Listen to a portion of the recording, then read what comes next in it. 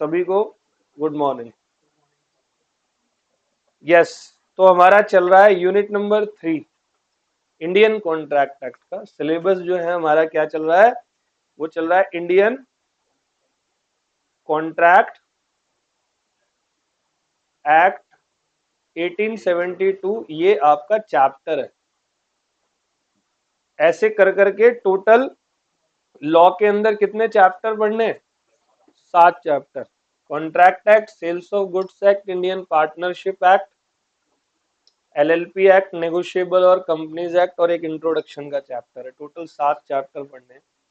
उन 7 में से मैंने एक सेल्स ऑफ गुड्स एक्ट करा दिया है और इंडियन कॉन्ट्रैक्ट एक्ट हमारा चल रहा है। इंडियन कॉन्ट्रैक्ट एक्ट में टोटल कितने नंबर ऑफ यूनिट्स हमें पढ़ने हैं? 9 नंबर ऑफ यूनिट्स होते हैं। ठीक है, 1 से लेकर 9 तक सीक्वेंस में, जिसमें अभी यूनिट नंबर 1 हम लोगों का कवर्ड है, यूनिट नंबर 2 हम लोगों ने कर लिया है, यूनिट 3 की एक क्लास हम लोगों ने ली है। ठीक है, तो सिंपली आज की क्लास में आने के लिए जो नए बच्चे बैठे हुए हैं, एक कॉन्ट्रैक्ट को बनाने के लिए और दूसरे मतलब अदर एसेंशियल्स की आवश्यकता हमें पड़ती है। एक कॉन्ट्रैक्ट को बनाने के लिए कुछ अदर एसेंशियल्स की आवश्यकता पड़ती है और ये वाला जो यूनिट है ये उन्हीं एसेंशियल्स की बात करता है। एसेंशियल मतलब जरूरी चीजें। जब भी मैं किसी से कोई कॉन्ट्रैक्ट बनाऊंगा तो फिर मैं कॉन्ट्रैक्ट बनाते वक्त कुछ बातों का ख्याल रखूंगा। जैसे पिछली क्लास में मैंने आप लोगों को पढ़ाया था कि इस चैप्टर में, इस पूरे चैप्टर में कॉन्ट्रैक्ट एक्ट टोटल 35 से 40 नंबर का आपका आने वाला है, जिसमें ये वाला चैप्टर, ये वाला यूनिट नंबर 3 जो है वो बहुत अच्छे नंबरों का आता है। तो इस यूनिट में, यूनिट नंबर 3 में हम लोगों को जो टॉपिक पढ़ने हैं वो 4 टॉपिक पढ़ने हैं। कितने? एक सबसे पहला टॉपिक है कैपेसिटी टू कॉन्ट्रैक्ट। तो कॉन्ट्रैक्ट करते वक्त आप बस ये ध्यान रखना कि आप कभी भी किसी माइनर से कॉन्ट्रैक्ट मत करना। माइनर मींस जिसकी उम्र 18 साल से। आप किसी पगले से कॉन्ट्रैक्ट मत करना, मतलब अनसाउंड माइंड से। और किसी ऐसे पर्सन से कॉन्ट्रैक्ट मत करना जिसको लॉ ने क्या कर रखा है? डिस्क्वालिफाइड कर रखा है। जैसे कि किसी इंसॉल्वेंट पर्सन से आप कोई कॉन्ट्रैक्ट नहीं कर सकते। क्यों? पहले बताओ, इंसॉल्वेंट कौन होता है? जिसकी लाइबिलिटीज बहुत ज्यादा होती है एसेट्स के मुकाबले। तो उसको कोर्ट क्या करता है? इंसॉल्वेंट कर देता है। जिसका बिजनेस बंद हो चुका होता है, जिसके पास पैसे नहीं होते हैं, तो इंसॉल्वेंट पर्सन कभी भी कोई कॉन्ट्रैक्ट नहीं कर सकता। क्यों नहीं कर सकता? क्योंकि कॉन्ट्रैक्ट में देना होता है consideration. Consideration means something in return. बेटे आप फीस दोगे ना, वो हमारे लिए कंसिडरेशन है, और हम आपको अभी क्या दे रहे हैं? सर्विसेज, वो आपके लिए कंसिडरेशन है।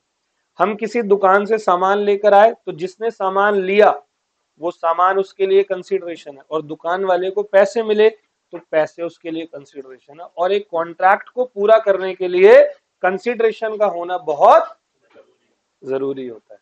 तो इंसॉल्वेंट पर्सन कंसिडरेशन नहीं दे सकता। दूसरा पर्सन डिस्क्वालिफाइड में क्या था?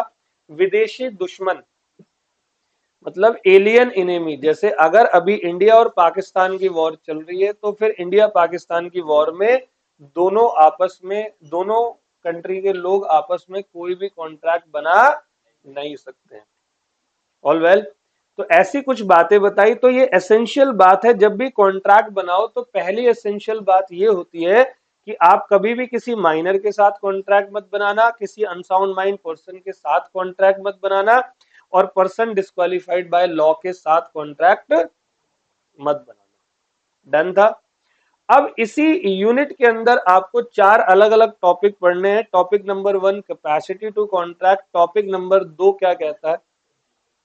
टॉपिक नंबर 2 कहता है फ्री कंसेंट।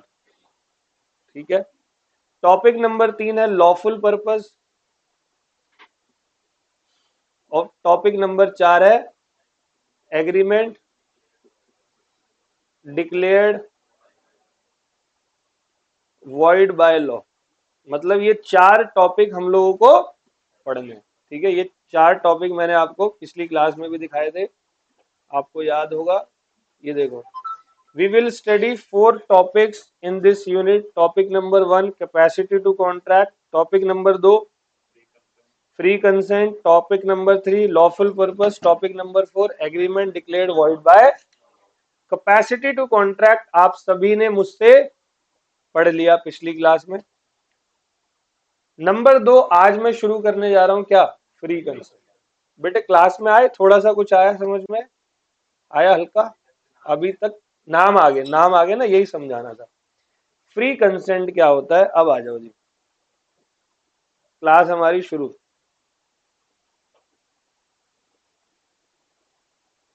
टॉपिक का नाम है फ्री कंसेंट।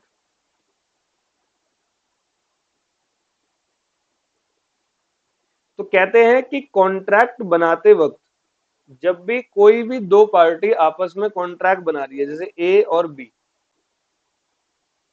ए ने बी के साथ कोई कॉन्ट्रैक्ट बनाया, तो कॉन्ट्रैक्ट बनाते वक्त पार्टी की कंसेंट हमेशा क्या होनी चाहिए, फ्री होनी चाहिए। एग्जाम्पल देता हूं, ऐसे समझ में नहीं आएगा कि एक बार और नाम बता दे यार।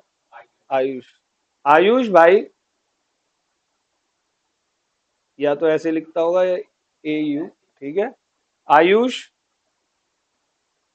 आप ऑफिस में आए थे रिसेप्शन पे, कब आए थे, कल आया था, तो वहां पर मैम बैठी हुई थी, तो आपने मैम से बोला कि मेरे को सीए फाउंडेशन की क्लासेस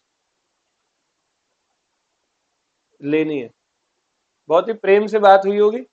मैम ने आपको क्या रिप्लाई दिया कि यस हमारा बैच है, ये वाला बैच है, ये वाला बैच है, बताया था। 4 सब्जेक्ट हैं, टीचर के नाम बताए, ठीक है, उनमें से एक मैं भी था, ठीक है। लॉ और इकोनॉमिक्स का, एक मैथ्स का बताया होगा, एक सर के बारे में बताया होगा, फीस वीस बता दी होगी, कुछ एडवांस लिया होगा, रिफंडेबल होगा, 7 दिन बाद पूरी पेमेंट हो जाएगी, ऐसे कुछ था। कोई जबरदस्ती की थी मैम ने आपके साथ, गिरेबान पकड़ के कि एडमिशन अब तो तू आ गया, अब तो लेके ही जाएगा, ऐसा किया था कुछ? क्या आपने कोई जबरदस्ती की थी? वो हंगामा हो जाता पूरा, मार्केट में करता तो दिक्कत हो जाती। कोई दिक्कत कुछ था? इसी को कहते हैं कि कॉन्ट्रैक्ट बनाते वक्त क्या होना चाहिए, सही है, समझ में आ रहा है? मतलब जब 2 पार्टी आपस में कॉन्ट्रैक्ट बनाए तो जबरदस्ती काम नहीं होना चाहिए।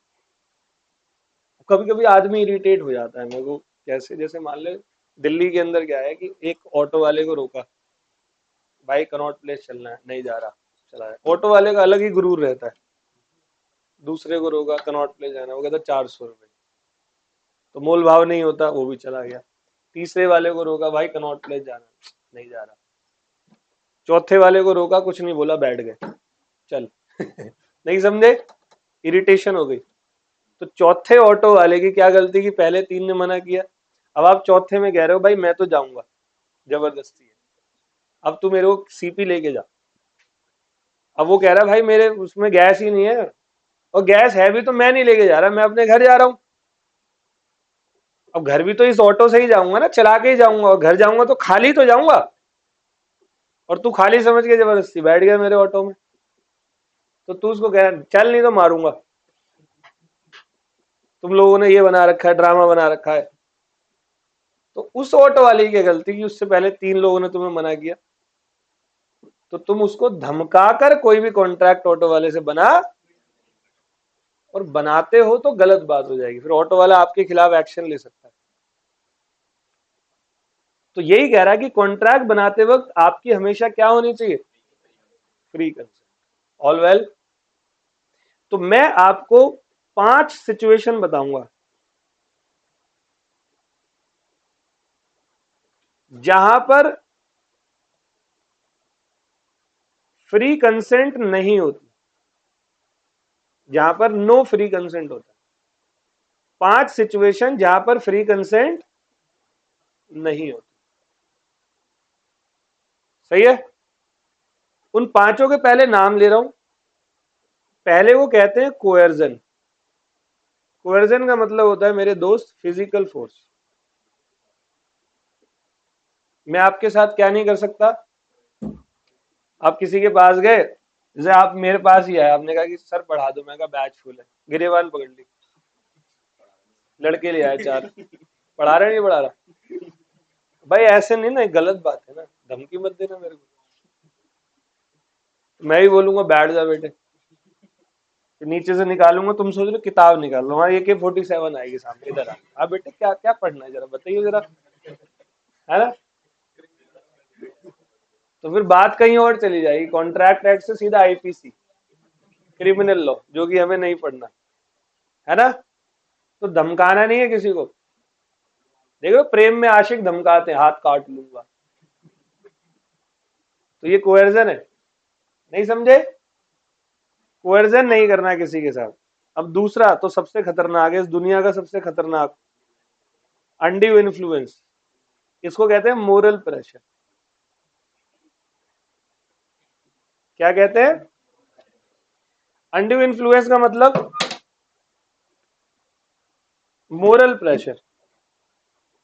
मैं किसी के साथ में इमोशनल अत्याचार करके कॉन्ट्रैक्ट नहीं बना सकता। जैसे ये एक्स है, ये वाई है, ये हस्बैंड है और ये,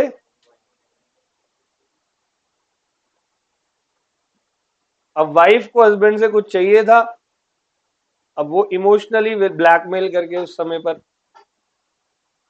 उससे कॉन्ट्रैक्ट बना लिया। हस्बैंड को बाद में ऐसे एक ये क्या हो, हस्बैंड ने पहले वादा कर दिया, तो हस्बैंड उस कॉन्ट्रैक्ट को कैंसल कर सकता है। होता है ना हस्बैंड वाइफ। अच्छा टीचर स्टूडेंट में भी होता है। अभी बच्चा नया नया, जब तक फीस नहीं दी तो टीचर इन्फ्लुएंस होगा, फीस लेने के बाद, अच्छा डॉक्टर पेशेंट में हो सकता है। मान लो डॉक्टर ने पेट फाड़ दिया, ऑपरेशन हो रहा है, कहता है 50 लाख दे तब डालूंगा किडनी, अब तुम क्या बोलोगे, हट नहीं डलवानी। नहीं, ये under influence, moral pressure, relation होना चाहिए। मोरल प्रेशर में क्या होना चाहिए, रिलेशन होना चाहिए। हाँ तो वही तो कह रहा हूँ, बंदा देगा ना भी 50 लाख। क्या होता है कोएर्जन में, फिजिकल फोर्स होता है, धमकाना किसी को, तो यहाँ मोरल प्रेशर डाले, इमोशनल ब्लैकमेल। डॉक्टर पेशेंट में होता नहीं है। अच्छा स्पिरिचुअल मास्टर और डिसाइपल में होता है, भक्त में और गुरुदेव में। अब मान लो भक्त बैठा हुआ है, गुरुदेव ने कुछ दो चार बातें बोली इतिहास की, भक्त ने कहा गुरुदेव सारी संपत्ति आपकी, बाद में आया भक्त को इसकी ऐसी की तैसी, ये क्या हो गया, कुछ आ रहा है समझ में। और डिटेल में जाएंगे आगे बताऊंगा। तीसरी चीज है फ्रॉड। फ्रॉड मतलब आप किसी के साथ, किसी को धोखा देकर आपने कॉन्ट्रैक्ट बनाया, आपने मुझे ये घड़ी बेच दी, आपने कहा रोलेक्स है, 2 लाख की बेच दी भाई, फिर मैंने टाइम देखा, मेरा टाइम ही नहीं चल रहा, क्या बात है, खुलवा के देखा तो कॉलेक्स की घड़ी थी, पता नहीं कौन सी कंपनी है, तो आपने मेरे साथ फ्रॉड किया ना, तो क्या मेरी फ्री कंसेंट है, तो मैं तुम्हारे अगेंस्ट में लीगल एक्शन ले सकता हूं। एक चौथा होता है मिस रिप्रेजेंटेशन, और पांचवा होता है मिस्टेक। इन दोनों को मैं आगे बताऊंगा, मतलब इन सब की अभी हम डिटेल पढ़ने वाले हैं। तो सबसे पहले मैं क्या स्टार्ट करा रहा हूं बेटे, आप समझ में आया, जो नए यहाँ बैठे हुए हैं क्लास में ले आया हूं मैं आपको, एक कॉन्ट्रैक्ट को बनाने के लिए बहुत सारे एसेंशियल एलिमेंट की जरूरत होती है। उन बहुत सारे एसेंशियल एलिमेंट में एक एसेंशियल एलिमेंट है कि फ्री कंसेंट का होना अति आवश्यक है, बहुत जरूरी है, इंपॉर्टेंट है, सही है, फ्री कंसेंट होनी चाहिए। तो देखो जी, कैपेसिटी तो हमने पढ़ लिया, चलो तो फ्री कंसेंट हमें पढ़ना है, और फ्री कंसेंट में एक कोअर्जन, एक undue influence, fraud, miss representation, और अभी बाकी का कुछ मत पढ़ो, ये जो डब्बे डुब्बे बने ना अभी समझ नहीं आएंगे, अभी जब हम पूरा टॉपिक कर लेंगे, आज तो नहीं होगा, अगली क्लास तक होगा, ये टॉपिक बड़ा है, तो जब पूरा टॉपिक कर लोगे तो आपको पल्ले पड़ेगा कि सर क्या कह रहे थे। तो जी आ जाओ, सबसे पहले सेक्शन नंबर 13 है जो कि कहता है कंसेंट का मतलब क्या होता है। आप सब बताओ बिना यहां पर पढ़े, कंसेंट का मतलब आपकी नजरों में क्या होता है? परमिशन। आपसे कोई भी बंदा कोई कॉन्ट्रैक्ट बना रहा है तो आपकी परमिशन के बिना थोड़ी बना सकता है। जैसे कि मैं एक स्टेशनरी शॉप में बुक्स बेचता हूँ, कोई बंदा आया, किताब ली, पैसे दे के चला गया, मैंने कहा भाई मैं नहीं बेच रहा ये वाली किताब, मेरे से बिना पूछे खरीद लेगा क्या वो? मेरी परमिशन चाहिए ना। बेशक दुकान है का मतलब थोड़ी आओ पैसे फेंको चले जाओ, मुजरा थोड़ी कर रहा हूँ यहाँ पे मैं। समझ गए? भाई दुकानदार हूँ, सामान बेच रहा हूँ। All well. तो कंसेंट का मतलब क्या होता है कि मेरी मतलब आप कुछ भी करेंगे तो मेरे से पूछ के करेंगे, और मैं कुछ करूंगा तो आपसे पूछ के करूंगा। कहता टू और more person are said to be consent when they agree upon the same thing in the same. याद करो मैंने कहा था फ्री कंसेंट का एक लैटिन वर्ड होता है। नहीं, consensus ad idem. Latin language में इसका मतलब होता है सेम माइंड सेम सेंस। अगर मेरा बेचने का मन है तो आपका खरीदने का होना चाहिए। Same mind same sense. अगर आपका बेचने का मन है तो मेरा खरीदने का होना चाहिए। बिना एक दूसरे से परमिशन के कोई भी कॉन्ट्रैक्ट हम लोग आपस में नहीं बना सकते। This is called same mind same sense. Done है? चलो,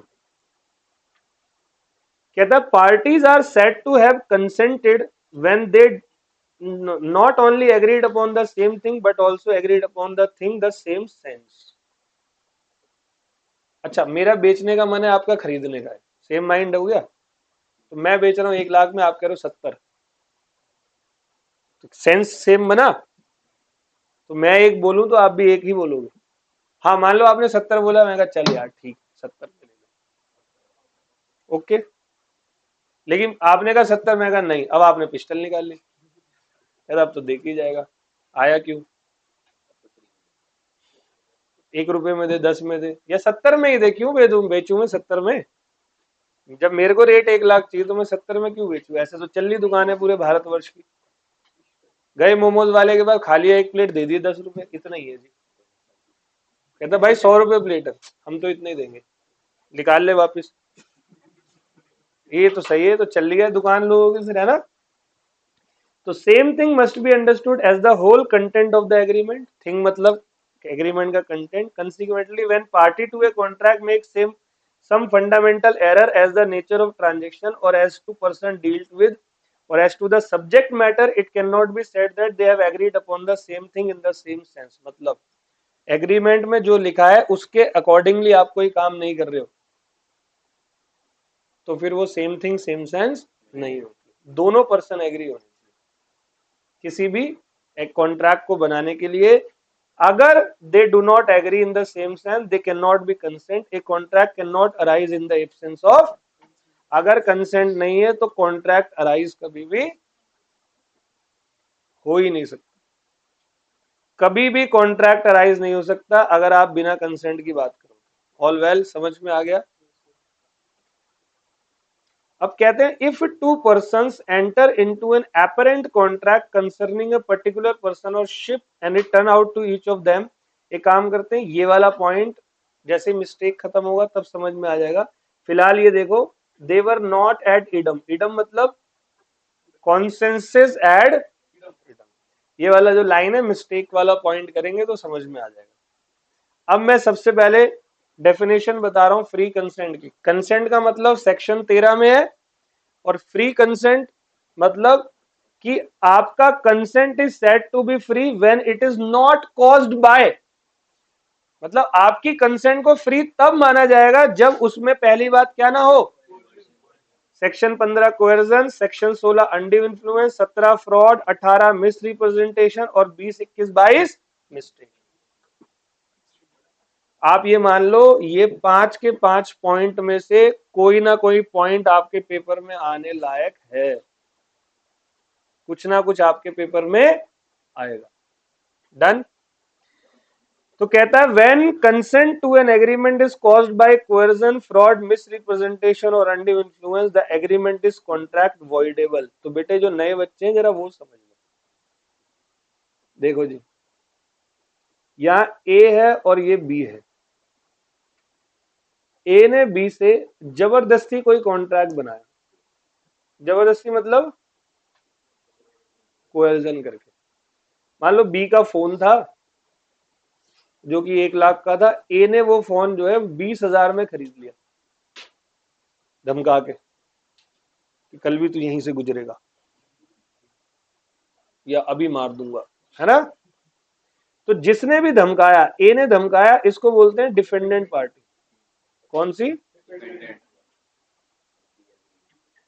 और बी ने धमकाया तो इसको बोलेंगे एग्रीव्ड पार्टी। सॉरी, बी जिसको धमकाया गया, जो शरीफ है, इसको आप क्या बोलोगे?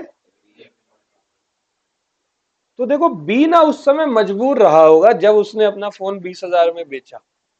कैसे कोई ना कोई मजबूरी होगी ना। अब मान लो बी खुद ही पहलवान होता तो होता कोएर्जन, पटक देता उठा के। तो बी मजबूर था। हो सकता है बी की कनपटी में पिस्टल लगा रखी है, चाकू दिखा रखा है, या बी के बेटे को किडनैप कर रखा है, फेंक दूंगा, ए ने बोला। तो बी ने मजबूरन उस समय पर क्या किया? बेच दिया। उस समय तो मजबूरी थी ना। बाद में जब ये चला गया फोन लेकर तो बी पहले सांस लेगा और सांस लेने के बाद जाएगा कोर्ट। ये जो कॉन्ट्रैक्ट बनाया था ए ने बी से, जो फ्री कंसेंट नहीं था, बी इस कॉन्ट्रैक्ट को क्या करेगा? कोर्ट में कि सर ये जबरदस्ती बनाया गया कॉन्ट्रैक्ट है। और पता ये जो बनाया कॉन्ट्रैक्ट था ये वैलिड नहीं था। क्या ये वैलिड था? ए और बी के बीच में बनाया हुआ कॉन्ट्रैक्ट। तो अगर वैलिड नहीं है ना, तो जहां फ्री कंसेंट नहीं होती तो उसको कहते हैं वॉइडेबल। क्या कहते हैं? वॉइडेबल। कानून का शब्द है अपने, वॉइडेबल कॉन्ट्रैक्ट कहते हैं इसको। ऑल वेल, जहां वैलिड नहीं होता वहां क्या होता है? वहां वॉइडेबल होता है। आ गया समझ में बेटे? आया? When consent to an agreement is caused by coercion, fraud, or misrepresentation or undue influence, the agreement is a contract voidable at the option of the party whose consent was so caused. When the consent is vitiated by mistake, the contract becomes void. जब mistake पढ़ाऊंगा तो बता दूंगा कि क्यों ये चीज void होती है। यानी कि ये जो चार है ना, चार, कोएर्जन से लेकर मिसरिप्रेजेंटेशन तक, ये होते हैं वॉइडेबल। और ये जो मिस्टेक है ये वॉइड भी होता है और कभी कभी वैलिड भी होता है।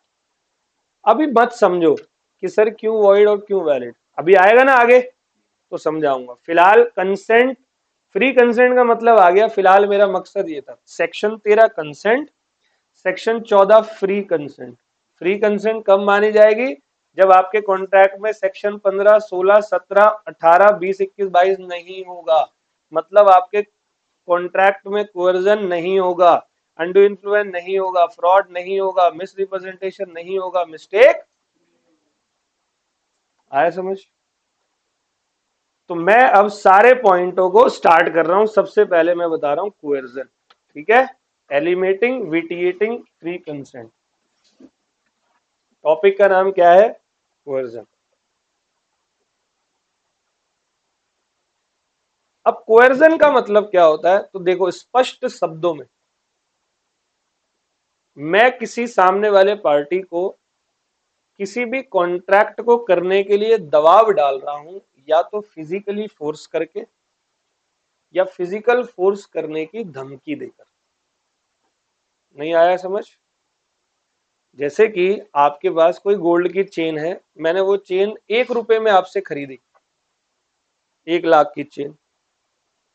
तो मैंने क्या किया, मैंने आपके किसी फैमिली मेंबर पर पिस्तौल तानी हुई कि 1 रुपए में बेच वरना मार दूंगा। अच्छा, 1 रुपए में क्यों खरीद रहा हूं? क्योंकि कंसिडरेशन का यूनिट याद है, वहां पर 1 रुपए में भी अगर आपने पेपर में लिखवाया हुआ है तो वो वैलिड माना जाता है। लेकिन वहां एक बात और बताई थी, भाई फ्री कंसेंट होनी जरूरी है। अगर कोई 1 रुपए में 1 करोड़ का सामान बेच रहा है तो बेचे, बट किसी के दबाव में आके नहीं। ठीक है, तो कोएर्जन का मतलब it means when one person obtaining the consent of other party either physical force, ठीक है, और threatening to commit physical, threatening मतलब धमकाना, या तो मैं एक्चुअली में कमिट कर रहा हूं या आपको धमका रहा हूं, दिस इज कॉल्ड कोएर्जन। आ गया समझ में? क्लियर है जी? तो देखो कोएर्जन कहता है, कोएर्जन इज द कमिटिंग और threatening to commit any act which is forbidden by the IPC. Forbidden मतलब आईपीसी में जिसके ऊपर सजा मिलती है। जैसे मैं आप पिस्टल दिखा रहा हूं, क्या इंडियन पीनल कोड इस पिस्टल दिखाने को सजा नहीं बोलता? और the unlawful detaining or threatening to detain any property to the prejudice of any person whatever with the intention of causing any person to enter into an, हम किसी से जबरदस्ती एग्रीमेंट बना रहे, तो ये चीज कोएर्जन मानी जाती है। It is to be noted that the section does not require that coercion must proceed from a party to the contract। अच्छा एक चीज और, बहुत प्यार से सुनना ये वाला, पहले मैं मतलब बताऊंगा फिर समझ में आ जाएगा। अब मान लो मेरा एक कॉम्पिटिटर है पड़ोस में, वैसे है नहीं, जस्ट गिविंग एग्जांपल, और उसके पास नंबर ऑफ स्टूडेंट मुझसे ज्यादा पढ़ने आ रहे हैं, तो मेरा मूड थोड़ा सा एनवीनेस में आ जाएगा। इंसान बड़ा एनवीनेस में आ जाता है। एनवी समझते हो? द्वेष, जलन, जलने की भावना आ गई मान लो मेरे अंदर। अब मैं उससे कह रहा हूं भाई एक काम कर, तू यहां से जा, मैं तुझे 10 लाख दे रहा हूं, तो वो फिर भी, तो मेरा ना एक नेटवर्क है दुबई से, दुबई में मेरी जान पहचान है। मैंने कांटेक्ट से फोन किया, मैं कहा दाऊद भाई क्या हाल है? कहता बढ़िया। मैं कहा एक बहुत बड़ी समस्या है। कहता क्या हो गया? मैं कहा ये पड़ोसी है, जरा एक धमकी पहुंचानी है कि 10 लाख रुपए ले और यहां से जा, क्योंकि मैं पहुंचाऊंगा तो मतलब मैं टीचर हूं, अच्छा नहीं लगता। तो दाऊद ने उसको फोन किया मेरे बिहाफ। हाँ भाई मिस्टर बी, दाऊद बोल रहा हूँ दुबई से। उसने नंबर दिया, नंबर भी दुबई का, व्हाट्सएप कॉल आई है सीधा। तो कहता है कि दाऊद ही बोल रहा हूँ, वीडियो कॉल करता हूँ। फिर उसने वीडियो कॉल कर, कहता पहचाना? हाँ बेटे वो जरा इंस्टीट्यूट खाली करो, 10 लाख पहुंच जाएंगे। अब वो डरेगा या नहीं? पता चला कौन सा स्टूडेंट डॉन बन के, कोई गुंडा बन के स्टूडेंट आगे गोली मार के चला जाए। भाई मुंबई में लोग डरते थे, ये जो बड़े बड़े बॉलीवुड वाले थे ना, ये दाऊद के आगे डांस करते थे, इतना बड़ा डॉन था वो किसी समय का। तो दाऊद का फोन आया उसके पास, उसने मजबूरी में उस समय, बताओ ये धमकी है या नहीं? कुल मिला के या तो मैं धमका रहा हूं या मैं किसी थर्ड पर्सन से धमकवा रहा हूं। यानी कि a stranger can also do coercion. Stranger मतलब थर्ड पार्टी। यहां तक ओके दोस्त? ओके। अब कोएर्जन का इफेक्ट क्या होगा? तो बेटे इफेक्ट तो ये होता है कि कोएर्जन क्या होता है? वॉइडेबल। और अगर किसी पर्सन ने कोएर्जन करके कुछ पैसे सामान वामान लिए तो उसको क्या देने पड़ेंगे? रिटर्न करने पड़ेंगे। क्या करना पड़ेगा? रिटर्न करना पड़ेगा। आया समझ में? उसको क्या करना है? रिटर्न करना पड़ेगा। अच्छा एक बात बताओ, मैं सुसाइड करने की धमकी दे रहा हूं, क्या ये कोएर्जन है? सुसाइड करने की धमकी देना कोएर्जन होता है क्या? अंडू इन्फ्लुएंस कैसे? क्यों जरूरी है रिलेशन में हो? जरूरी है रिलेशन में हो? अंडू इन्फ्लुएंस रिलेशन में होता है सिर्फ, मैं पढ़ाऊंगा ना आगे आएगा। कोएर्जन, मैं आपको सुसाइड करने की धमकी दे रहा हूं। अब मैं छत पे खड़ा हो गया, कोई भी नीचे जा रहा था, मैं उसको कह रहा हूँ, मैंने कहा अपना फोन देनी तो कूद रहा हूँ, वो टेंशन, वो जानता भी नहीं मुझे, लेकिन फिर भी अब वो टेंशन में आ जाएगा या नहीं, यार ये तो कूद जाएगा। है जी, नहीं कॉल वॉल तो नहीं, वो तो नहीं, नॉर्मली सोचो ना। अब एक बार बताओ, आप लोगों का से मेरा ऐसा कोई रिलेशन नहीं है, मान लो आप में से कोई मेरे सामने कह रहा है कि मैं मर जाऊंगा, और सीरियस में मर जाऊंगा अभी ये वो, और मैं अकेला उस सिचुएशन में। अब बताओ, मैं उस सामान से ज्यादा तुम्हारे बॉडी की वैल्यू है? तो सर मैं तुम्हें बचाऊंगा उस समय। बचाना बचाना छोड़ो, फिलहाल तुम मेरे से जो सामान मांग रहे हो धमकी देकर सुसाइड की, ये तो कोएर्जन है, बता है नहीं, थ्रेटनिंग टू कमिट नहीं हो रहा? हो रहा है। तो देखो, सुसाइड वैसे तो फॉरबिडन बाय आईपीएल आईपीसी होता है, पता है आपको? अगर आप सुसाइड करते हो ना, अब मर गए तो सजा नहीं होगी, लेकिन जिंदा बच गए तो फिर, क्योंकि डेड मैन को तो सजा नहीं हो सकती, लेकिन अगर जिंदा बच गए तो फिर आपको सजा, वो वॉइडेबल है। मतलब आपने किसी को धमका, बेटे तुम दोनों ना डिस्टर्ब कर रहे हो, वो भी सबसे फ्रंट में बैठ के, नहीं लग रहा तुम्हें ऐसा? तो नॉर्मल, आपस में नहीं, आप सुनो पहले मुझे, आपस में बाद में बात करना। चलो आगे बढ़ते हैं। तो forbidden by IPC is a coercion, मतलब पीछे जब करते हो तो मैं 5-6 बार बाद बोलता हूँ, लेकिन आगे जब करते हो तो फिर मेरे को सामने ही दिख जाता है ना, तो बोलना पड़ता है। समझ गए? तो यहाँ दो टोंट मारी मैंने तुम्हें, कि आगे भी मत बोलना और पीछे भी मत बोलना। चलो, तो forbidden by IPC is coercion, hence a threat to commit suicide will be regarded as, all well जी। एक एग्जांपल देखते हैं, देखो, where husband obtain a release deed from husband अपनी वाइफ से रिलीज डीड मांग रहा है धमका के। रिलीज डीड समझ रहे हो ना, कि मेरे को छुटकारा दे अपनी जिंदगी से। And son under a threat of committing suicide, the transaction was set aside on the ground of coercion, suicide being forbidden by the, धमका नहीं सकते आप किसी को। देखो, अंडीव इन्फ्लुएंस लगता है मोरल प्रेशर, इमोशनल ब्लैकमेल, और ये लगता है कि इस पे, यहाँ पर सुसाइड की धमकी वो कोएर्जन मानी गई है। अगर आप सुसाइड की धमकी देते हो तो वो धमकी, ये तो कमिट कर रहे हो आप, तो गलत काम है। अब वाइफ उस समय हो सकता है रिलीज डिड साइन भी कर दे, लेकिन वाइफ कोर्ट में बोलेगी सर वो तो मर रहा था, लटक रहा था, क्या करती मैं?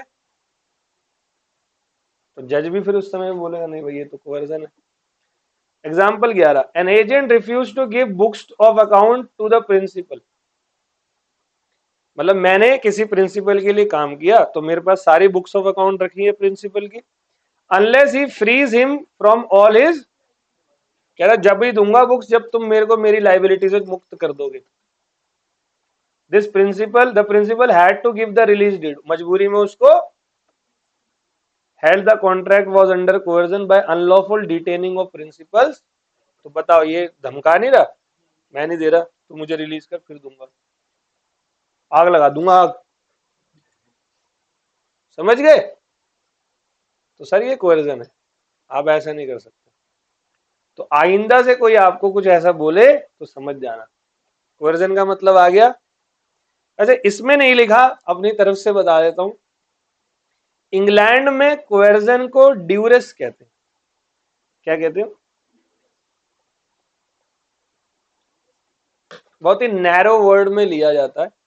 जैसे हमारे यहाँ सब कुछ धमकाना मारना सब कोएर्जन है, इंग्लैंड में सिर्फ धमकाना ड्यूरेस होता है, और एक्चुअली में कमिट कर दिया ना तो उसके लिए दूसरी सजा है। तो मैं क्यों इंग्लैंड के बारे में बता रहा हूँ सर, हमें क्या मतलब?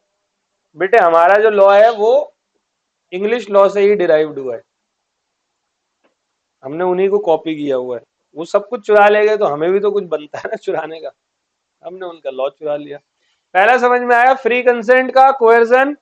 अब मैं इसको एक पूरा का पूरा एक सिनेरियो में डालता हूं। It means when one person, section number 15, it means when one person obtaining the consent of other person by threatening और कमिटिंग, या तो एक्चुअली में या तो धमका कर सामने वाले की कंसेंट ले ली, तो दिस इज कॉल्ड कोअर्जन। जिसने ली वो डिफेंडेंट पार्टी, जिसकी कंसेंट ली वो एग्रीव्ड पार्टी। और कॉन्ट्रैक्ट वॉइडेबल है। एग्रीव्ड पार्टी उस समय मजबूरी में तो कॉन्ट्रैक्ट बना लेगा, एग्रीव्ड पार्टी बाद में क्या करेगा, कोर्ट में जाके उसके खिलाफ केस करेगा, अपना जो भी उसने कमिट किया वो वापस कर लेने के लिए, कैंसिल करने के लिए। आ गया समझ? अब दूसरी बात है हमारा अनड्यू इन्फ्लुएंस, सेक्शन नंबर 16। ठीक है, अब जरा इसको समझो पहले। Undue influence section 16। 13 समझ में आ गया? 13 किसका है? 14 फ्री कंसेंट का डेफिनेशन, 15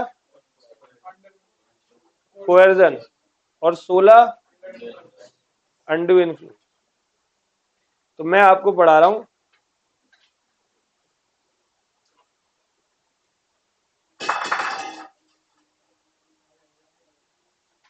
अनड्यू इन्फ्लुएंस, ठीक है, क्या होता है जरा समझो। अनड्यू इन्फ्लुएंस मतलब होता है मोरल प्रेशर।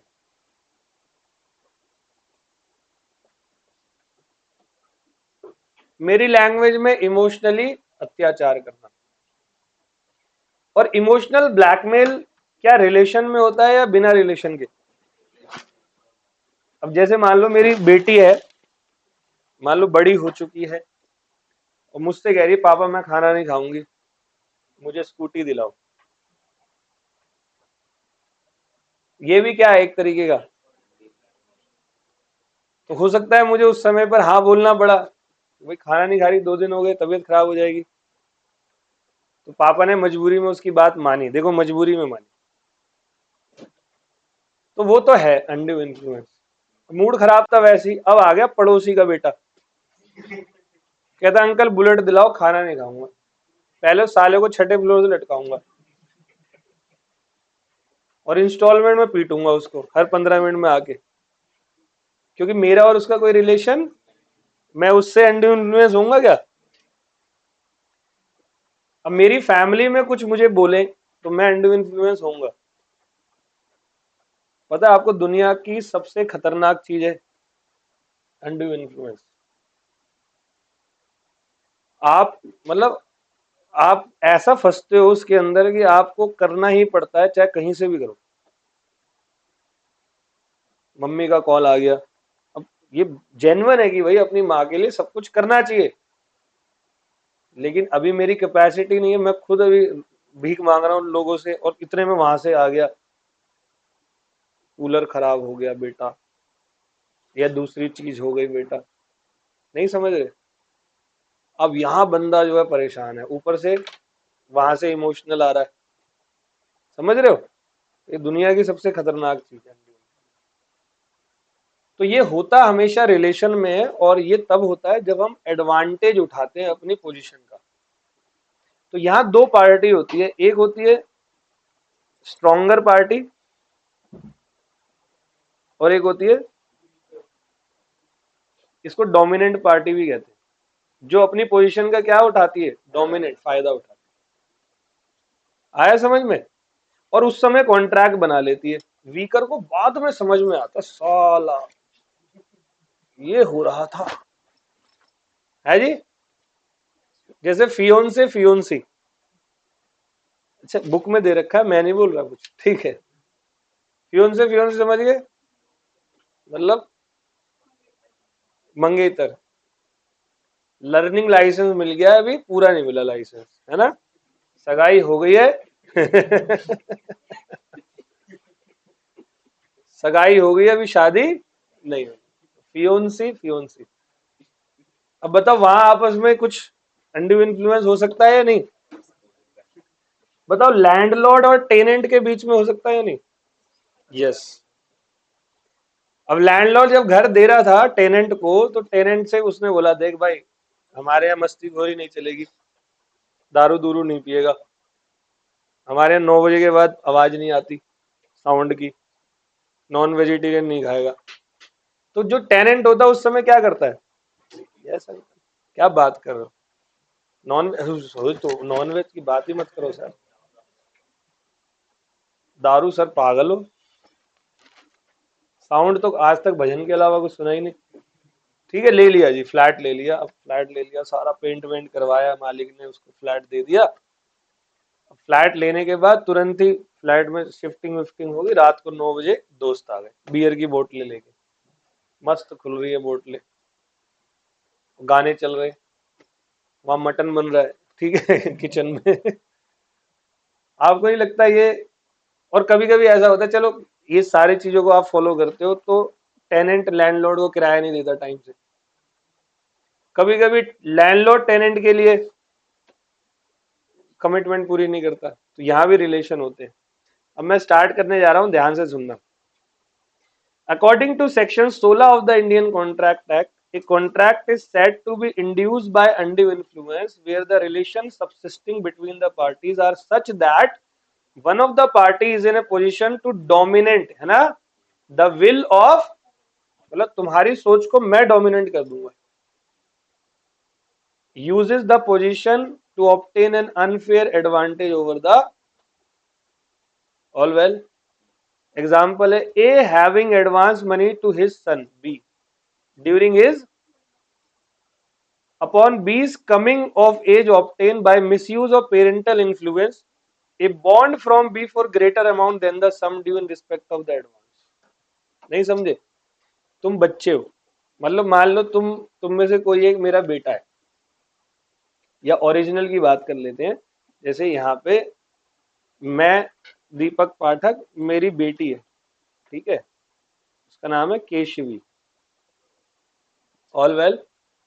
अब मेरी बेटी को अभी अभी थोड़े समय पहले पैदा हुई है, तो हॉस्पिटल में अच्छा खासा खर्च हुआ, ठीक है, हॉस्पिटल में बढ़िया खर्च हुआ। फिर हॉस्पिटल के बाद घर पे आई तो उसके बच्चों के प्रोडक्ट आते हैं, बड़े क्यूट क्यूट से प्रोडक्ट आते हैं, हिमालय के, वो जॉनसन बेबी के, उनके डाइपर्स आते हैं, कपड़े होते हैं, ये वो। फिर वो फर्स्ट 1 साल की हुई, मैंने उसका बर्थडे बनाया धूमधाम से। फिर वो 2 साल की हुई, फिर बर्थडे बनाया धूमधाम से। फिर 3 साल की हुई तो प्ले स्कूल भेज दिया मैंने। फिर 4 साल होते ही उसके दूसरे नॉर्मल स्कूल आ गए। फिर बच्चों की फीस दी, सब कुछ किया, पूरी टेक केयर करी मैंने, ठीक है। आज वो मेजर हो गई, वो बन गई डॉक्टर। अच्छा, वो डॉक्टर बन गई और डीपी अब कुछ नहीं है आज की डेट में। कुछ नहीं मतलब मैं भी बूढ़ा हो गया, सारा खर्चा उधर हो गया, मेरे पास पैसे वैसे नहीं है, तो आज मैं अपनी बेटी को अपने पास बैठा रहा हूँ और यही सारी चीजें गिनवा रहा हूँ, लेकिन मोहब्बत से। मोहब्बत का तरीका देख लो, पिछले 30 साल से यही प्रैक्टिस कर रहे हैं क्लास के अंदर, कैसे एक्सप्लेन करना है ना। तो ये तो तरीका आता है, तो बैठाया बड़े प्यार से, अच्छे से, इमोशनल। वो भी सुन रही है, पापा ने क्या लाइफ वो करी ये। मैंने कहा बेटे कॉन्ट्रैक्ट करो मेरे साथ में, 50 लाख रुपए मुझे दो। उसने भी साइन मार दिया, ठीक है। अब वो चली गई, 1-2 दिन बाद उसके दिमाग में आया, ये तो बहुत कमीना आदमी है। नहीं आया समझ? अच्छा, मैं नॉर्मली एज बाप उससे वैसे ले लेता कुछ, बेटा मुझे जरूरत है, दे दे।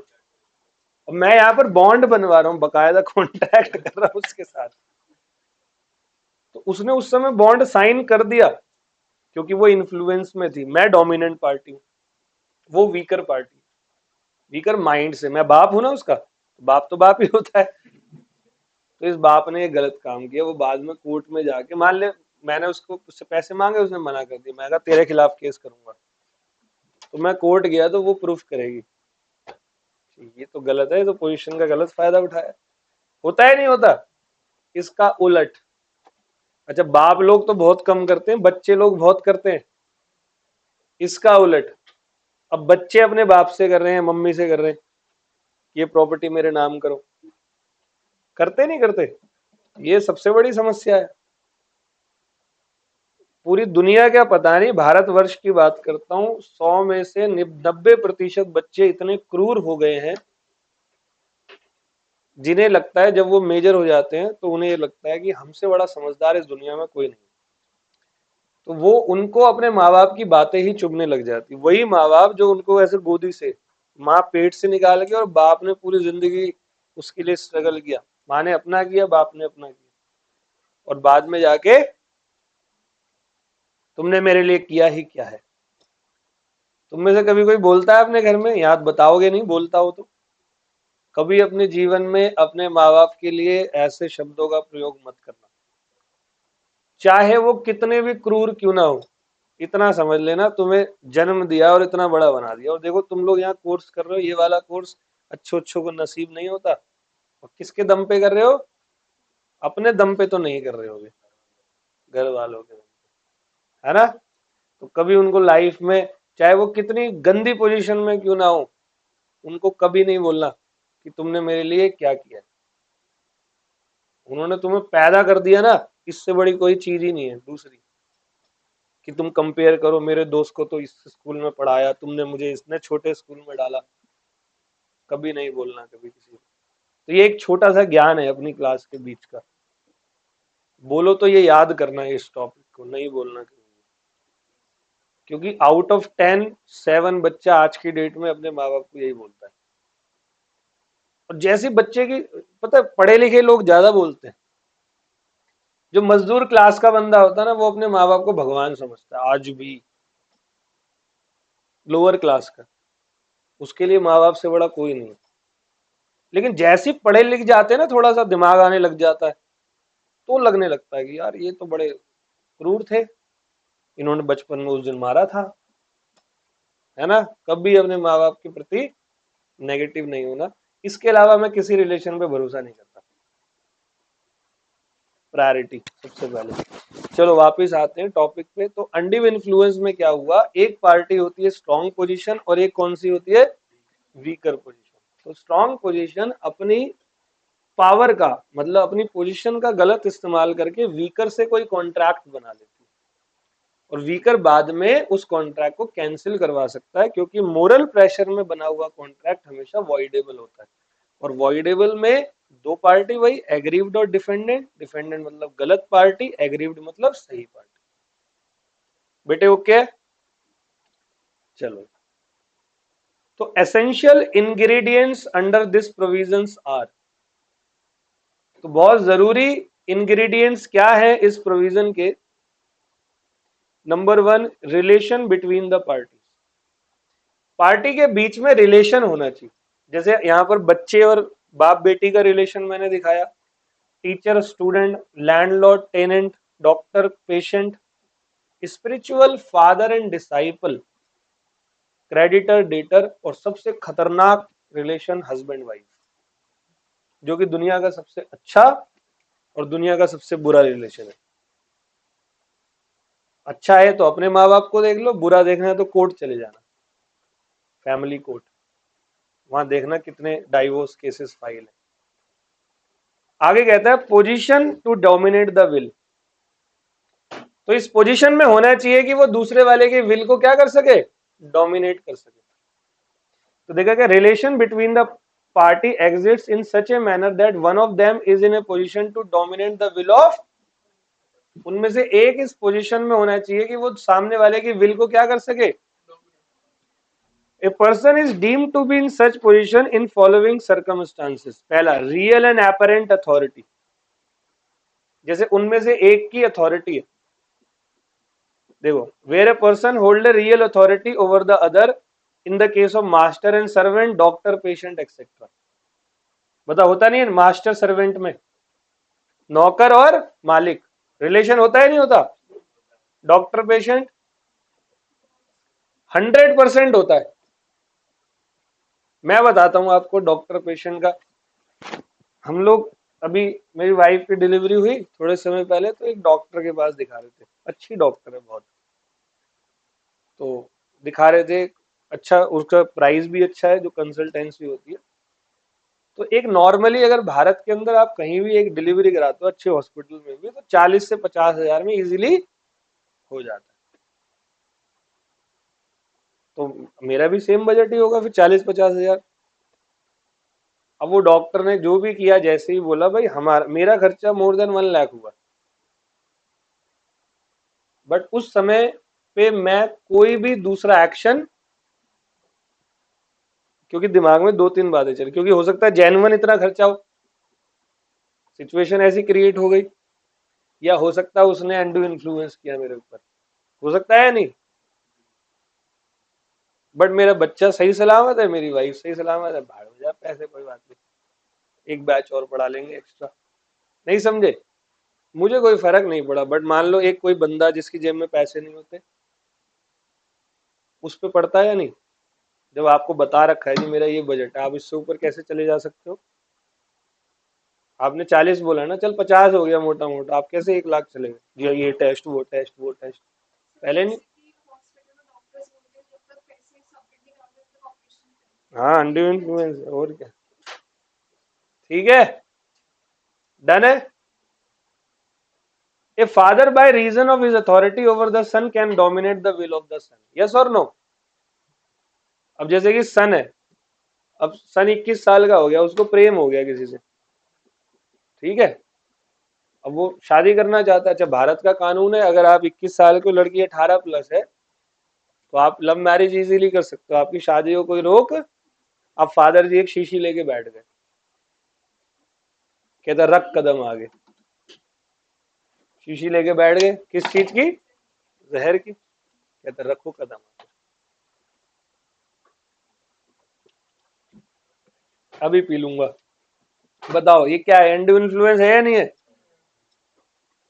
फादर ने लिखवाया, लिख कि आज के बाद मैं उस लड़की को भूल जाऊंगा।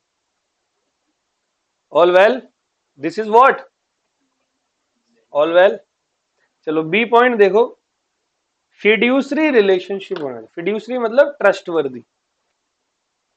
कहते हैं where relation of trust and confidence exist between the parties to a contract, जैसे क्रेडिटर और debtor, husband wife, solicitor and client मतलब वकील और फादर एंड सन, मतलब ट्रस्ट का रिलेशन है या नहीं है?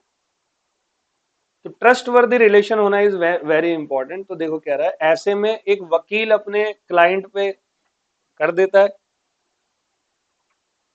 कि जी अब तो इतने ही लगेंगे तभी फॉर्म सबमिट होगा, वरना नहीं होगा। नहीं समझे? तो by reason of fiduciary relationship a solicitor can dominate the will of his client and a trustee can dominate the will of beneficiary. A spiritual guru induces his devotee to give to him the whole of his property in return of promise of salvation of the devotee. Salvation मतलब मुक्त कर देंगे। तो devotee ने क्या कर दिया, सारी प्रॉपर्टी। बाद में समझ में आया गुरु तो फ्रॉड था। Not all gurus are fraud but there are some, जैसे कि आसाराम बापू, बाबा राम रहीम, समझे, और भी कुछ 2-3 हैं जिन्होंने। अब देखो क्या होता है कि एक मछली तालाब गंदा करती करती है, मान लो 2-3 टीचरों की आज न्यूज आ जाए तो फिर सारे बच्चे टीचरों को उसी नजरों से देखने लग जाएंगे, या तो अच्छे या बुरे। बुरी न्यूज आएगी तो बुरे, अच्छे आएगी तो अच्छे। आगे, mental distress. Sir undue influence से क्या हो, मेंटल डिस्ट्रेस हो। जैसे मेरे बच्चे ने खाना नहीं खाया, भाई मैं पड़ोसी के ने नहीं खाया, सही है, अनाज बच रहा है देश का। नहीं समझे? मेरे को कोई फर्क, लेकिन मेरे ने नहीं खाया तो भाई मैं तो, अब तो मैं ये फील ले भी सकता हूँ एज पेरेंट्स, मैं पेरेंट्स बन चुका हूँ, बाप बन चुका हूँ, अब मेरे को बहुत फिक्र होने लग जाती है छोटी छोटी चीजों की। तो mental distress is very important. कहता an undue influence can be use again a person to get his consent on a contract where the mental capacity of the person is temporarily or permanently affected by the reason of mental or bodily distress, illness or of old age। देखो ये क्या है, एक doctor ने patient को बोला कि मैं तुम्हें प्रोटेक्ट करूंगा, तुम्हारी पूरी बॉडी, तुम मुझे अपनी सारी संपत्ति मेरे नाम कर दो, मैं तुम्हें जिंदा रखूंगा। नहीं समझे? डॉक्टर नाम ही था। उस बंदे ने भी सोचा यार मैं प्रॉपर्टी रख के क्या करूंगा, जिंदा ही ना रहा तो उसने इस इन्फ्लुएंस में अपनी सारी प्रॉपर्टी किसके नाम पे कर दी, डॉक्टर के नाम पे। बताओ गलत है या नहीं है? फिर है अनकॉन्शनेबल बार्गेन आप कर रहे हो।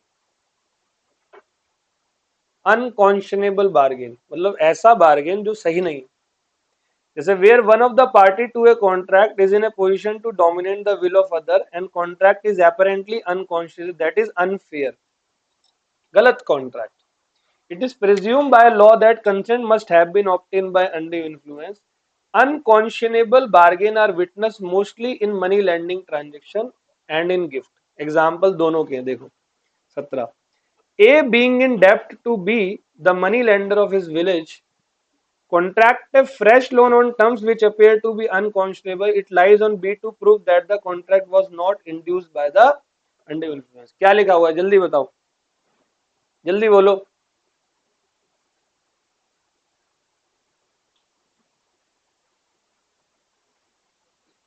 मतलब मैं आपको आज एक लोन दे रहा हूं जिसकी टर्म्स एंड कंडीशन बड़ी अनफेयर है. जैसे आप कहीं फंसे हुए हो, मैंने आप मेरे पास है 50,000 का लोन दो, और मेरे को पता है कि ये मेरे बिना कहीं और जा, जैसे पुराने जमाने में गांव में किसानों के साथ होता था, तो मैंने कहा ले जा 50,000, लेकिन रेट ऑफ इंटरेस्ट है 20%. कितना? और नहीं देगा तो तेरी सारी प्रॉपर्टी मेरी है. जब प्रॉपर्टी थी 10 लाख की. अब किसान ने भी मजबूरी में, कोई मजबूरी रही होगी, उसने क्या करा, लिख दिया लोन. बताओ ये अनफेयर है या नहीं? आप 20% ले रहे हो, वो भी सारी संपत्ति जब्त करके. मार्जिन रखो, चलो 50,000 दे रहे हो, 1 लाख रुपए का सामान रख लो, आपने 20 लाख का सामान प्लस 20% पे. तो ये क्रेडिटर डेटर के रिलेशनशिप में अनड्यू इन्फ्लुएंस हुआ या नहीं? क्योंकि क्रेडिटर इस पोजीशन में था कि वो सामने वाली की विल को क्या कर सके, डन. एक और है example. A applies to a banker for a loan at a time when there is a stringency in money market. Money market में क्या था? Banker decline to make the loan except at unusually high rate of interest. Banker कह रहा है मैं नहीं दे रहा. फिर बैंकर ने कहा कि ठीक है, एक काम कर, 9% का रेट था पहले, 30% पे ले ले. सामने वाले को जरूरत थी, ले लिया उसने. अब बैंकर को उसने पैसे नहीं दिए, बैंकर केस करने गया. उसने कहा ये तो अनड्यू इन्फ्लुएंस था. अब बताओ है या नहीं अनड्यू इन्फ्लुएंस? मान लो मैं अकेला टीचर हूं इस मार्केट में, तो एक रीजनेबल चार्ज लूंगा ना आपसे, ठीक है, थोड़े बहुत मैं हाई रखूंगा. मान लो मैं आपको फाउंडेशन का कोर्स मैं कर रहा हूं 20 लाख रुपए, क्योंकि मैं ही टीचर हूं. गलत है या नहीं है? अरे महा सरासर गलत है, क्योंकि मैं डोमिनेंट पोजीशन में हूं. अभी डॉक्टर होता है, कह रहा है कंसल्टेंसी 20,000 रुपए, क्यों? डोमिनेंट है, देखना उसी को आता है, और मार्केट में दूसरा डॉक्टर, तो इसका मतलब ये थोड़ी फायदा उठाओगे. नहीं समझे? All well. चलो, अब तीसरा कह रहा है the object must be to take undue advantage. और आपका ये ऑब्जेक्ट होना चाहिए कि मैं क्या ले रहा हूं, अनड्यू एडवांटेज ले रहा हूं. मतलब ऐसा नहीं अनइंटेंशनली भी आप बोल दो नहीं तू तो फायदा उठा रहा है मेरा. जैसे बेटा आया पापा से फीस मांगने, पापा स्कूल की फीस देनी है, पापा कह रहे तू तो फायदा उठा रहा है मेरा. फायदा क्या? पापा फीस देनी है. नहीं समझे? या बेटे को सैलरी मिली 1 लाख रुपए, पापा रिटायर हो गए, पापा ने कहा बेटे 5,000 रुपए दे दो हर महीने मुझे. आप तो फायदा उठा रहे हो, मतलब एहसान कर दिया आपने बचपन से बड़ा करके. This is not undue influence. यहाँ ऑब्जेक्ट थोड़ी है, ये तो रीजनेबल है. अब रिलेशन में इतना तो होता है. मेरी वाइफ ने मुझे बोला करवा चौथ पे भाई मुझे गोल्ड रिंग दे, तो क्या है वो अनड्यू इन्फ्लुएंस है? वो रीजनेबल है भाई. लेकिन वो हर शाम को पहुंचते ही गले का हार, तो मैं भी काली माता बनूंगा फिर एक दिन, टक आ जा गले का हार. समझ रहे हो कुछ? भाई देखियो, हिले ना कैमरा. सही है? ऐसा थोड़ी होता है. आप खुद सोचो कि मतलब आपको एक ही बात पे टोंट कसी जा रही है हर बार हर बार हर बार हर बार हर बार. मूड खराब नहीं होता? कभी कभी मन में भी 20-50 मर्डर हो जाते हैं सामने वाले के. एक्चुअली में नहीं कर सकते बट मन में कर देते हैं, है ना. चलो, तो where the person is in position to influence the will of the other in getting consent must have the object to take advantage of the done है। तो एग्जाम्पल है देखो, a teacher ask her daughter to get married to one of his brilliant student. देखना कितना अच्छा है ये। एक टीचर ने अपनी बेटी से बोला कि तुम इनमें से मेरे कोई भी ब्रिलियंट स्टूडेंट से शादी कर लो। स्टूडेंट के तो लड्डू फूट रहे हैं मन में, मैं लड़की की बात कर रहा हूं। Both the girl and boy were smart, settled, intelligent. Here the teacher had a relation which can have influence on both of them, but क्या ये अनड्यू एडवांटेज है ही नहीं। एक बाप क्या चाहता है कि उसकी बेटी की शादी जो है वो अच्छे परिवार में हो, समझदार जगह पे हो, तो लड़के में ये सारी खूबियां है। तो बताओ, is this undue influence? This is. हाँ, बाप जो है वो किसी भी आड़े टेढ़े बुड्ढे से 1 करोड़ रुपए लेके शादी करवा रहा हो, ये बहुत होता है भारत में। Uttar Pradesh, Bihar, Odisha, west Bengal, south India के विलेज एरिया में जाओ तो 50 साल की उम्र का बंदा जिसकी सैलरी 5 लाख महीना है, बड़ा घर है, वो भी देता है लड़की के बाप को, रिश्वत देता है। आ रहा है समझ में? चलो, अब एक बात बताओ, बर्डन ऑफ प्रूफ किसके ऊपर है? मतलब कोर्ट में प्रूफ कौन करेगा? जिसके साथ हुआ है, वीकर, या जिसने किया है वही करेगा? नहीं सर मैंने तो किया था क्या करे, करना पड़ता, रिलेशन ही ऐसा है। तो बर्डन ऑफ प्रूफ किसके ऊपर होता है? वीकर के ऊपर होता है। वीकर जाकर प्रूफ करता है कि यस मैंने किया था। तो कहता है when a party to contract decide to avoid the contract on the ground of undue influence, he has to prove that the other party is in position to dominate the will. B, the other party actually used his position to obtain his consent. And C, transaction is unfair or unconscionable. Done है? Transaction क्या? Unfair और, तो ये proof करना है, burden of proof. ठीक है। तो अनड्यू इन्फ्लुएंस का इफेक्ट क्या है? जैसे कोर्जन का इफेक्ट है, ये भी क्या होता है? और इसको भी कोर्ट में जाके क्या कर सकते हैं? Set aside. सेट असाइड मतलब कैंसिल। ऑल वेल बेटे, समझ में आ रहा है? बाकी सब तुम जितने ही बैठे हो ओके। तो एग्जांपल है, a uh money lender advance 1 lakh to be an agriculturist. किसान को 1 लाख रुपए दिए, and by undue influence induce B to execute a bond for ₹2 lakh with interest at 6% per month. The court may set aside the bond ordering B to repay 1 lakh with such interest as may be just. तो बताओ क्या है? A money lender है, advance देता है 1 लाख रुपए B को जो कि एक एग्रीकल्चरिस्ट है, and by undue influence induce B to execute a bond of, अच्छा बॉन्ड कितने का साइन करवाया? 2 लाख का। दिए कितने? है नहीं अनड्यू इन्फ्लुएंस। तो भाई कोर्ट क्या करेगा? वो सेट असाइड करेगा, वो बोलेगा भाई एक ही दे। 1 लाख लिए, अब ये थोड़ी बोलेगा एक भी मत दे। कोर्ट फिर यहां भी गलत हो जाएगा, जितने लिए उतने दो, उससे ज्यादा आपको नहीं। सही है। तो ये हमारे 2 पॉइंट हुए। हाँ, एम्प्लॉयर एम्प्लॉय में भी होता है, होता नहीं है? एम्प्लॉय के साथ में कितने सारे, आपको पता है ऑफिस में आप लोग काम अभी नहीं करते हो गए, आपकी फैमिली में जॉब कौन करता है? कोई? क्या करते हैं फादर? सेल्स मैनेजर है। तो उनसे पूछना, वो दिन भर के कांटों का सच में ताज लेकर बैठते हैं? ओ भैया, ऑफिस के अंदर तो मुझे पता है ना कैसे काम होते हैं, हमने खूब ऑडिट किए जा जाके। एम्प्लॉय की रेल बना के रखते हैं। अगर उसकी 1 लाख सैलरी है, 10 लाख का मुनाफा लेते हैं उससे। सुबह 9 से अगर 6 बजे वो ऑफिस में है, तो समझ लो वो 3-3 दिन का काम सिंगल डे में कर लेते हैं। मन भी करता है ना चाय पी के आ जाए, इतने में और एक नया काम। समझ रहे हो? ये बहुत मुश्किल होता है। तो हम पढ़ रहे हैं नॉट फ्री कंसेंट। ठीक है। तो जिसका हमने पहले क्या कर दिया, फर्स्ट पॉइंट क्या था बोलो? कोएर्जन। और दूसरा क्या है? Undue influence. ठीक है। कितने बजे तक क्लास है? 12 कितने, मुझे नहीं पता। दूसरी भी है? तो अभी तो है ना टाइम हमारे पास, हाँ। ठीक है। तो कोएर्जन और अनड्यू इन्फ्लुएंस, दो बात समझ में आ गई। अब तीसरा पॉइंट है फ्रॉड, सेक्शन नंबर 17। तो देखो ये सेक्शन थोड़े से याद करने जरूरी है। सेक्शन नंबर 13 क्या था? कंसेंट का मीनिंग। 14 क्या था? Free consent.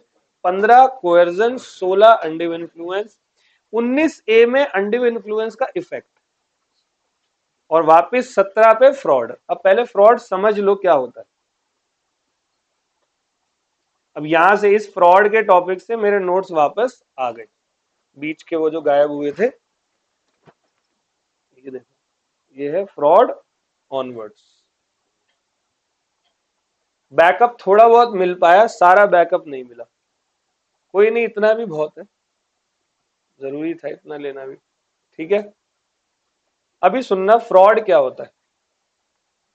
फ्रॉड का मतलब मैं यहां पर इंटेंशनली आपसे, डेलिबरेटली आपसे कोई कॉन्ट्रैक्ट कर रहा हूं, और मुझे कॉन्ट्रैक्ट करते वक्त पता है कि मैं जो कह रहा हूं, कर रहा हूं, वो गलत है, लेकिन सामने वाले को इसकी नॉलेज।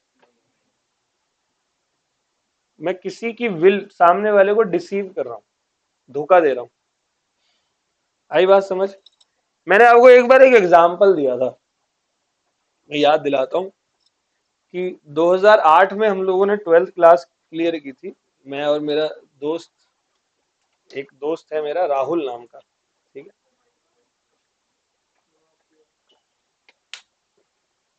तो हम ना तीन दोस्त हुआ करते थे। हमारा बहुत अच्छा वो था, बहुत अच्छा रिलेशन था, बहुत अच्छा दो अभी भी है। तुम्हारे एरिया में वो इलेक्शन के लिए भी खड़ा होने वाला था, एमसीडी में। अब पता नहीं है ना, इसलिए मैं ज्यादा बता भी नहीं रहा हूँ। ठीक है। तो सुनो जरा। तो हम तीनों दोस्त थे, हम 2008 की बात थी, 12th हो गई, तो उन दोनों, पता नहीं दोनों को कहाँ से क्या सुन के आ गए, वो कह रहे एमबीए बनेंगे, एमबीए बनेंगे। तो बन जाओ भाई। कह तू भी बनेगा। ये क्या जबरदस्ती है। ठीक है, कोई नहीं, नॉलेज नहीं थी ज्यादा, पता है आप लोगों को आज बहुत रिसोर्सेज मिले हुए हैं, हमारे समय पे फैमिली को भी इतना नहीं पता होता था। कोई कुछ बोल दे तो ठीक है भाई, वही कर देंगे। तो फिर एक ना यूनिवर्सिटी थी, भारतीय विद्यापीठ यूनिवर्सिटी, विद्यापीठ शायद थी, हाँ, ये पंजाबी बाग में। तो वहां बीबीए का फॉर्म लेने जाना था, 500 रुपए का फॉर्म। पापा से पैसे लिए, और कुछ पापा ने और ऊपर से खर्चा पानी भी दिया, मतलब मारा नहीं, पैसे दिए। ठीक है। तो उसके बाद क्या हुआ कि हम घर से निकले, तो एक बस जाती है नेहरू प्लेस से आजादपुर की तरफ, 442। और घर हमारा जो है वहां से जाना पड़ता है ये अपना नेहरू प्लेस की तरफ। बस से मैं उतरा नेहरू प्लेस में, इतने में मेरा दोस्त राहुल आगे चला गया, इतने में एक बंदा आया, वो कहता है कि मेरे पास एक फोन है। फोन था N73। और आज का आईफोन 15 बोल सकते हो तुम, उस समय N73 का वर्थ था, कभी गूगल करना है तो पता लगेगा, नोकिया का N73। तो कहता है यार मेरे भाई साहब, मेरे साथ में कुछ हो गया, मेरी वाइफ, ऐसा कुछ था, मेरे को बहुत याद नहीं है। और एक्चुअली में मुझे उसकी प्रॉब्लम से भी कोई प्रॉब्लम नहीं थी, वो फोन बेच रहा था अपना N73। मैं कहा मेरे पास तो ये 500 रुपए।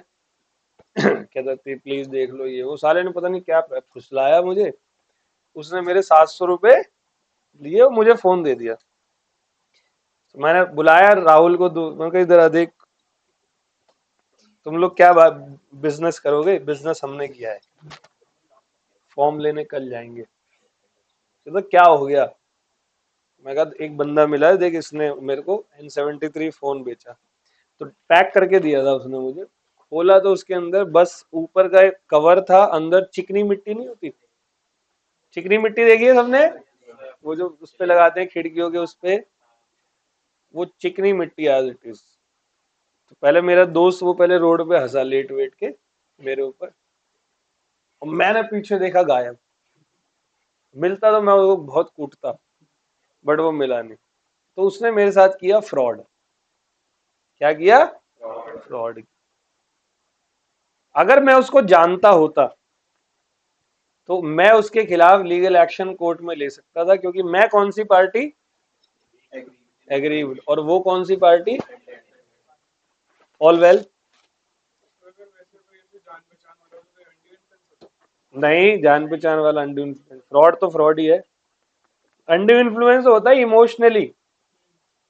अब देखो, अंडू इन्फ्लुएंस कब होता है? जब तुम अपना फोन अपने भाई को दे देते इमोशनल में, वो अंडू इन्फ्लुएंस। चलो, मीनिंग क्या है? देखो लिखा है, fraud is a false statement और wilful कॉन्सीलमेंट।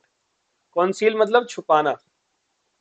Of a material, material मतलब important fact, with an intent to deceive the other party. Deceive मतलब सामने वाले को बिलीव दिलाना कि जो हम कर रहे हैं वो बिल्कुल ट्रू है, जबकि वो क्या था? वो फॉल्स। आ गया समझ? तो फ्रॉड में क्या क्या चीजें इंक्लूड होती है? Fraud includes number one, false statement. कोई भी रॉन्ग सजेशन या statement knowing that it is not, मतलब मैं आपको कोई रॉन्ग सजेशन दे रहा हूं और मुझे पता है वो सही। देखो यहां पर देखो लिखा हुआ है, X while selling is car to Y says that it is of latest model and brand new, knowing fully well that it is used car of old model। जैसे मैं आपको ये बेच रहा हूँ, ये पेन देखो दिखने में भी साफ सुथरा ही है, इसको असल में 1 साल से ज्यादा हो गया। मान लो मैं इसको बेच रहा हूँ, भाई अभी 4 दिन हुए बस, अभी लिया था, यूज ही नहीं किया, तू ही करेगा उद्घाटन कर। नहीं समझे भाई? वो हो गया इन्फ्लुएंस सामने वाला। तो मैंने ये पेन उसको 5,000 का चिपका दिया, जबकि ओरिजिनल 4,000 का है। 1.5 साल यूज वाला 5,000 का चिपका दिया। अब वो घर गया, लिखा उसने, वो तो रुक रुक के चल रहा है। नहीं समझे? तो ये क्या है? ये फ्रॉड है।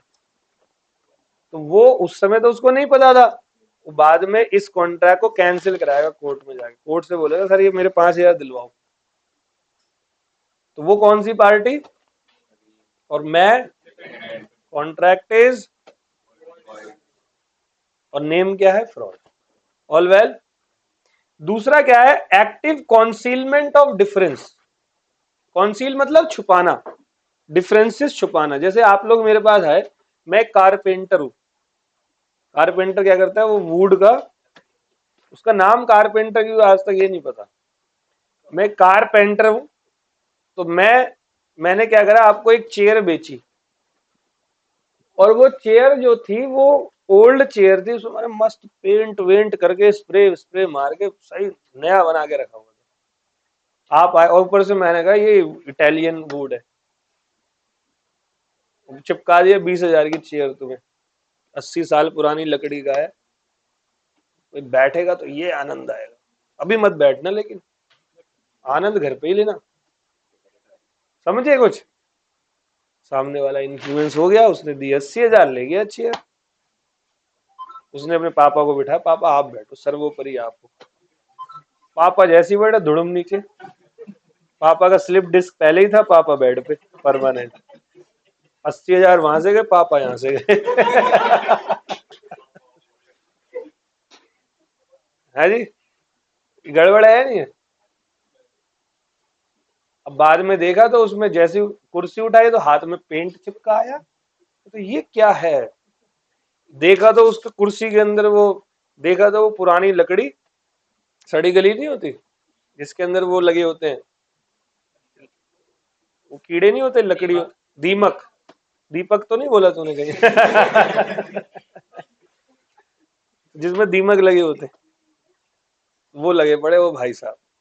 अब बताओ, this is what? This is active concealment of difference. क्या जी? बेटे मेरे, मैं तुझे ना सेल्स ऑफ गुड्स एक्ट में पढ़ाया, लेट द बायर, पता है आपको? एक बार सीए इंटरमीडिएट में पढ़ाता हूँ ये जनरल क्लॉजेस एक्ट में। अब तूने पूछ लिया तो चल भाई इसका आंसर भी ले।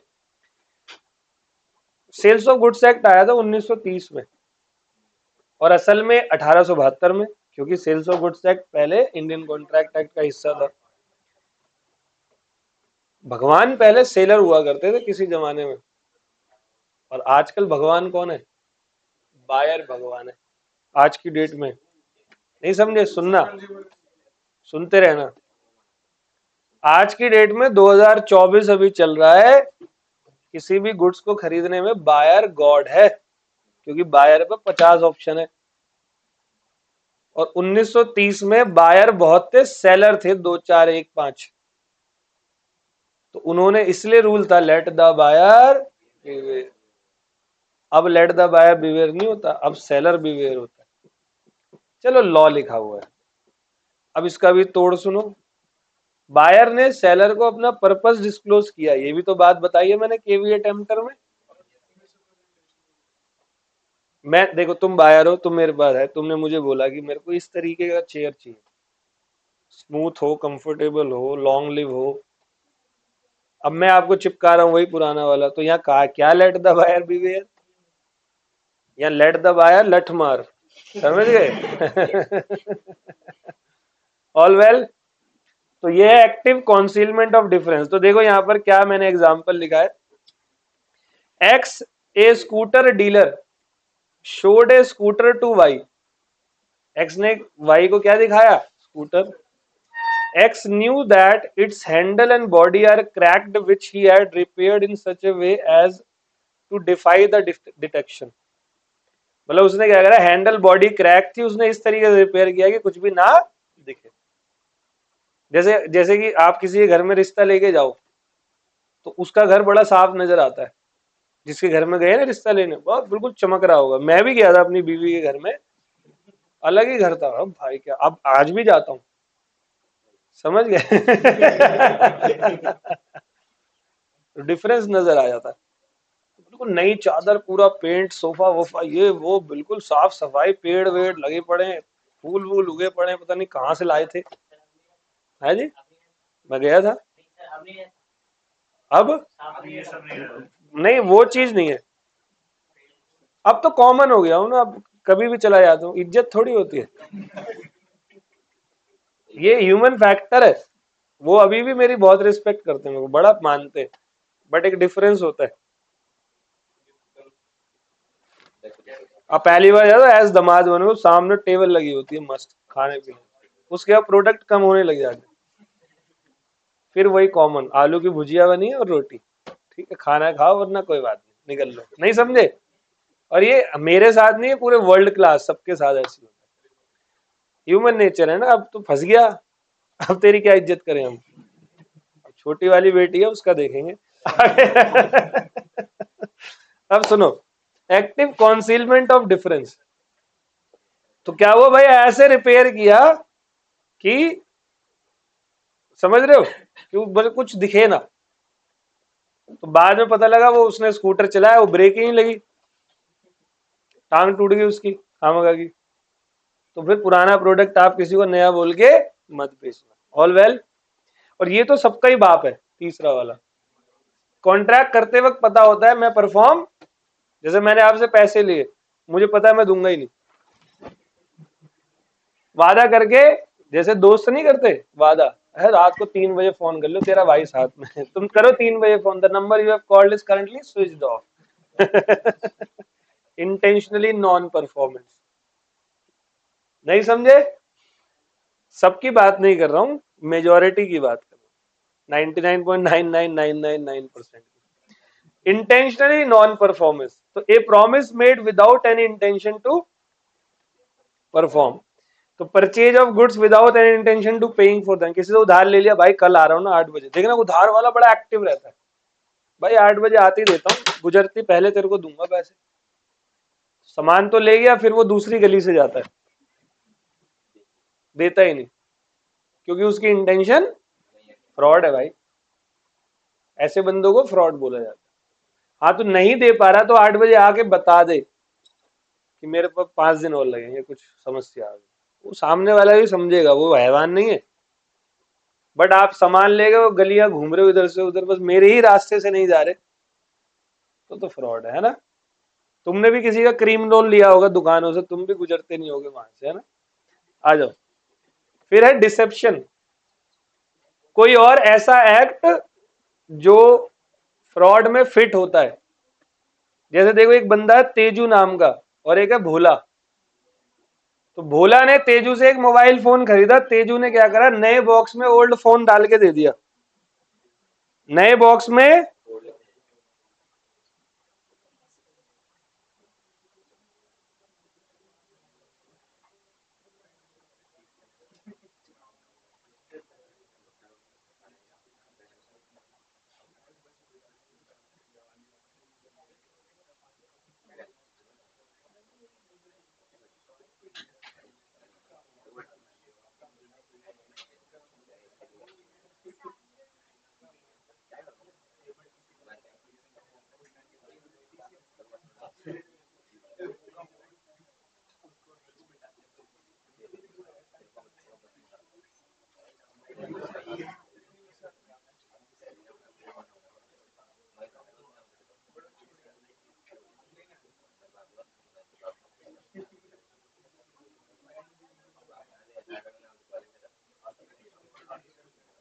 चलो जी,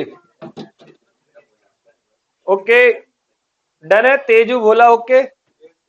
या कोई भी ऐसी एक्टिविटी जो फ्रॉड डिक्लेयर की गई हो, जैसे कि मैंने किसी घर पे लोन लिया 70 लाख का, घर था 1 करोड़ का, 70 लाख का लोन लिया, 30 लाख कैश दिए, वहां से लोन लिया 1 करोड़ का घर किसी को बेचा और निकल लिया। नहीं समझे? कोई एक प्रॉपर्टी थी 1 करोड़ की मैंने खरीदी, जिसपे मैंने डाउन पेमेंट 30 लाख की करी और बैंक से लोन कितने का लिया, तो मेरे को वो प्रॉपर्टी 30 लाख की पड़ी अभी और बैंक ने कितने दिए। बैंक तो अपना बैंक काम कर रहा है, जिससे खरीदी वो चला गया और मैंने प्रॉपर्टी मिस्टर बी को बेची 1 करोड़ में, और मैं सीधा भूटान की फ्लाइट पकड़ी और वहां पर 40 लाख रुपए का मस्त घर खरीद के आराम से 60 लाख रुपए इंजॉयमेंट रिटायरमेंट बेनिफिट। बढ़िया भैंस की आंख। नहीं आया समझ? तो भाई अगर मैंने किसी घर पे लोन लिया है तो मैं उस घर को बेच without repayment of loan, this is what, this is fraud. तो ये चीज क्या होती है, फ्रॉड होती है। Very nice. चलो फ्रॉड का इफेक्ट क्या होगा, तो बेटे मेरे फ्रॉड का इफेक्ट ये है कि फ्रॉड होता है वॉइडेबल। क्या होता है, अगर फ्रॉड किसी को इंड्यूस नहीं कर रहा तो फिर वो फ्रॉड नहीं होता। मतलब आप खुद आके, वो कहते हैं ना कुल्हाड़ी पे खुद ही पांव मार रहे हो आके, नहीं मुझे सामान बेच, है ना, पांव पे कुल्हाड़ी खुद ही मार रहे हो, या कुल्हाड़ी भी खड़ी है वहां उस पे भी जा जाएगी, नहीं कुछ नहीं होगा, है पांव कहाँ गया समझ गए?